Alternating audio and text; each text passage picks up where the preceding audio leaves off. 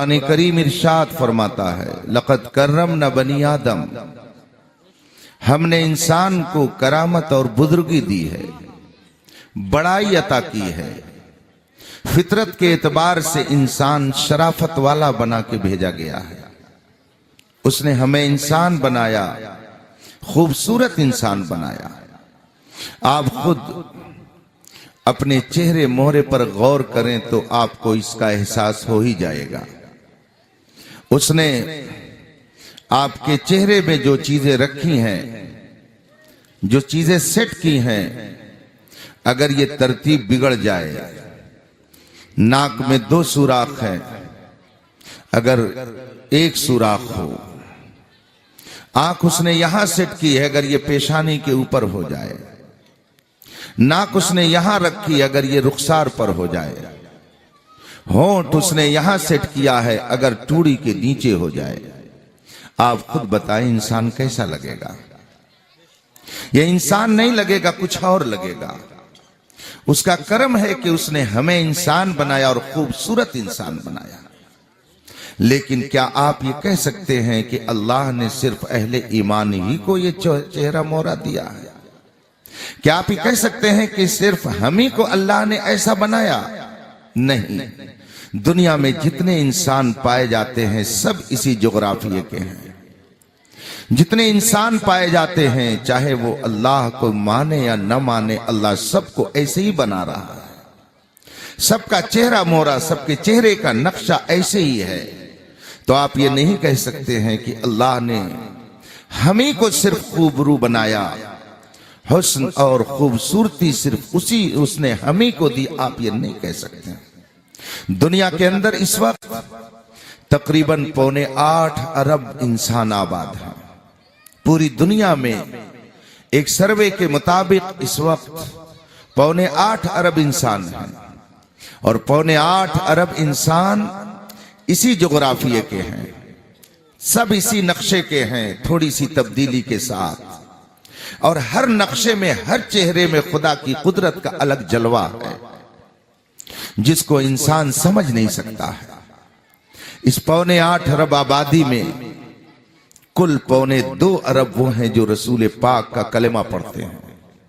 6 ارب انسان اس وقت ایسے ہیں جو ہمارے نبی کا کلمہ نہیں پڑھتے ہیں۔ 2.25 ارب وہ لوگ ہیں جو رسول پاک صلی اللہ علیہ وسلم کا کلمہ پڑھتے ہیں، خدا کی وحدانیت کا دعویٰ کرتے ہیں۔ اللہ کا کرم ہے کہ اس نے ہمیں 8.25 ارب انسانوں میں سے منتخب کیا، 2.25 ارب میں رکھا، اور پھر یہ جو 2.25 ارب انسان کلمہ پڑھنے والے ہیں، ان میں سے بھی بے شمار ایسے لوگ آپ کو ملیں گے کہ جن کا کلمہ پڑھنا اور نہ پڑھنا دونوں برابر ہے، جن کے کلمے کا کوئی اعتبار نہیں ہے، اس لیے کہ جس کو جیسے ماننے کا حق ہے، اگر آدمی اس کو ویسا نہ مانے تو اس کے ماننے کا کوئی اعتبار نہیں ہوتا ہے۔ مثال کے طور پر حضرت سید قیصر خالد صاحب دامہ ظل العالی بڑی شاندار خطابت، بڑی شاندار نقابت کرتے ہیں، شاعری شاندار کرتے ہیں۔ حضرت مولانا تشریف فرما ہے، نظامت عمدہ کرتے ہیں، انتظام و انصرام اچھا کرتے ہیں۔ مولانا افضال بیٹھے ہوئے ہیں، یہ آپ کے سامنے شاندار طریقے سے بچوں کو پڑھا لیتے ہیں۔ اب اگر کوئی شخص کہے میں مانتا ہوں سید خالد صاحب کو، سید صاحب کو میں مانتا ہوں، لیکن مجھے یہ نہیں تسلیم ہے کہ وہ زبان بھی رکھتے ہیں، وہ تو گونگے ہیں، ان کے پاس آنکھ نہیں ہے، وہ بڑے کالے کلوٹے ہیں،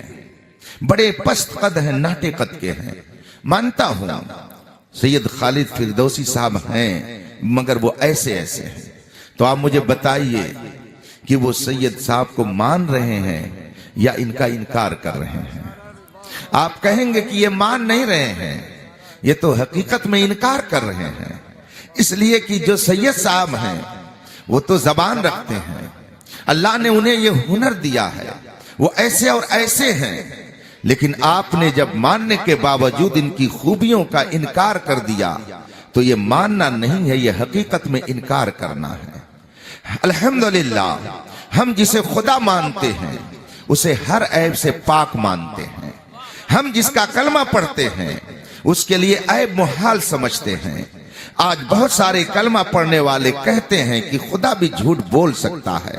اگر انسان بولتا ہے تو خدا کیوں نہیں بول سکتا؟ کلمہ پڑھنے والوں کی ایک جماعت پائی جاتی ہے اس وقت اسی دنیا میں جو لا الہ الا اللہ کا اعلان کرتی ہے، مگر اس کے باوجود خدا بندے قدوس کی شان میں گستاخی کرتی ہے۔ گویا اس نے اقرار تو کیا اپنی زبان سے مگر حقیقت میں انکار کر دیا، اس لیے کہ خدا وہ ہے جو ہر عیب سے پاک ہے، خدا وہ ہے جو محتاج نہیں ہے، خدا وہ ہے کہ جس کے اندر کوئی عیب ہو ہی نہیں سکتا ہے، خدا وہ ہے جو ہر نقص سے پاک ہے، خدا وہ ہے جو کائنات میں تصرف کرتا ہے، خدا وہ ہے کہ جو جس کو چاہے عطا کر دے، کوئی اس پر اعتراض نہیں کر سکتا ہے، مگر کلمہ پڑھنے والوں کی ایک جماعت خدا کی شان میں گستاخی کرتی ہے اور کہتی ہے کہ خدا جھوٹ بول سکتا ہے۔ قرآن کریم فرما چکا، خاتم النبیین، رسول پاک محمد عربی آخری نبی ہے، اب قیامت تک کوئی دوسرا نبی نہیں آ سکتا، یہ خدا کا اعلان ہے، مگر اس کے برخلاف کچھ لوگ کہتے ہیں کہ خدا دوسرا نبی بھیج سکتا ہے، گویا خدا کے کلام کا مذاق اڑا رہے ہیں۔ ایسے لوگ بھی اسی دنیا کے اندر پائے جاتے ہیں۔ محمد رسول اللہ کا کلمہ پڑھتے ہیں اور کہیں گے اشہد ان محمد رسول اللہ، میں گواہی دیتا ہوں کہ محمد اللہ کے رسول ہیں، مگر جس محمد عربی کا ہم کلمہ پڑھتے ہیں اس نبی کا کلمہ پڑھنے کا وہ دعویٰ تو کرتے ہیں مگر اس نبی کی شان میں توہین کرتے ہیں۔ اللہ نے اس نبی کو ایسا بنایا کہ اس جیسا پوری کائنات میں کوئی ہو نہیں سکتا ہے۔ حضرت سیدنا جبریل علیہ الصلوۃ والتسلیم نے نبی کریم صلی اللہ علیہ وسلم کی بارگاہ میں حاضری دی۔ میرے آقا صلی اللہ علیہ وسلم نے حضرت جبریل سے ارشاد فرمایا، جبریل تم نے سیر کی ہے کائنات کی، یہ تو بتاؤ کہ کیا تم نے مجھ جیسا بھی کسی کو دیکھا؟ حضرت جبریل علیہ الصلوۃ والتسلیم نے رسول پاک سے عرض کی، یا رسول اللہ قلبت الارض مشارقها ومغاربها، میں نے زمین کو الٹ پلٹ کر کے دیکھا، مشرق و مغرب کو دیکھا، پوری کائنات کو دیکھا، لیکن لم ارى مثل افضل من محمد صلی اللہ علیہ وسلم، میں نے کسی کو محمد عربی سے بہتر اس کائنات میں نہیں دیکھا ہے۔ امام احمد رضا فاضل بریلوی بھی فرماتے ہیں، یہی بولے سدرا والے چمنے جہاں کے تھالے، سبھی میں نے چھان ڈالے، تیرے پائے کا نہ پایا، تجھے ایک نے ایک بنایا، تجھے ایک نے ایک بنایا۔ تو ہمارا عقیدہ یہ ہے کہ بلا شبہ محمد عربی اللہ کے رسول ہے، مگر وہ محتاج نہیں ہے، وہ مجبور نہیں ہے، وہ بے دست و پا نہیں ہے، بلکہ ان کی شان یہ ہے، ان کا مقام یہ ہے کہ ہاتھ جس سمت اٹھا غنی کر دیا، موج بحر سخاوت پہ لاکھوں سلام۔ وہ صرف ایمان ہی نہیں دیتے ہیں بلکہ کائنات کی جو چیز جسے چاہیے انہی کے در سے ملے گی، اس لیے کہ وہ فرما چکے ہیں انما انا قاسم واللہ یعطی، دیتا خدا ہے مگر تقسیم میں کرتا ہوں، خدا سب دیتا ہے اس پر ہمارا ایمان ہے، تو مصطفیٰ سب بانٹتے ہیں اس پر ہمارا ایمان ہے۔ نعرہ تکبیر، نعرہ رسالت، رضائے مصطفیٰ کانفرنس، حضور تاج الفقہا علامہ مفتی اختر حسین صاحب قبلہ علیمی۔ آج سے تقریباً 700-800 سال پہلے کے ایک بزرگ گزرے ہیں جو بہت شاندار نعت مصطفیٰ لکھتے تھے، رضائے مصطفیٰ میں جو اپنے آپ کو کھو چکے تھے، رضائے مصطفیٰ حاصل کرنے کے لیے جو نبی کی بارگاہ میں اپنا نذرانے محبت پیش کرتے ہیں اور عرض کرتے ہیں یا رسول اللہ وَكُلُّهُم مِّن رَسُولِ اللَّهِ مُلْتَمِسٌ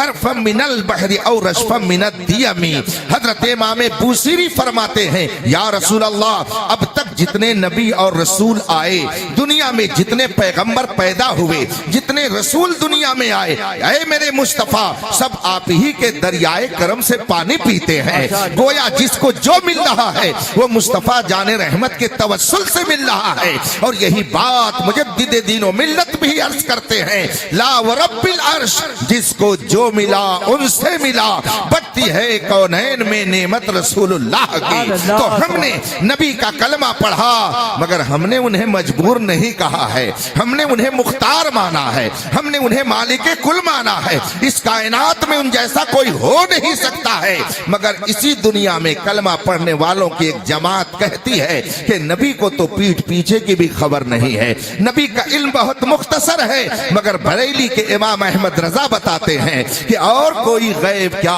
تم سے نہا ہو بھلا، جب نہ خدا ہی چھپا تم پہ کروڑوں درود۔ کہنے والا اپنی زبان سے کہہ رہا ہے اور اپنے قلم سے لکھ رہا ہے کہ جس کا نام محمد یا علی ہے وہ کسی چیز کا مالک و مختار نہیں ہے، مگر بریلی کے حضور تاج الشریعہ دنیا والوں کو پیغام دے رہے ہیں، نبی کو مجبور مت کہو، نبی مختار کل ہیں، جس کو جو چاہیں عطا کر دیں، زمین کو آسماں کر دیں، سریا کو سرا کر دیں۔ کلمہ پڑھنے والا نبی کا کلمہ پڑھتا ہے اور کہتا ہے یا رسول اللہ مت کہو ورنہ شرک ہو جائے گا، مگر بریلی کے امام احمد رضا کہتے ہیں کہ رسول پاک صلی اللہ علیہ وسلم کو پکارنا یہ شرک نہیں ہے، بلکہ رب کی دی ہوئی طاقت سے وہ ہر پکارنے والے کی مدد کو پہنچ جایا کرتے ہیں۔ واللہ وہ سن لیں گے، فریاد کو پہنچیں گے۔ اتنا بھی تو ہو کوئی جو آہ کرے دل سے، اتنا بھی تو ہو کوئی جو آہ کرے دل سے۔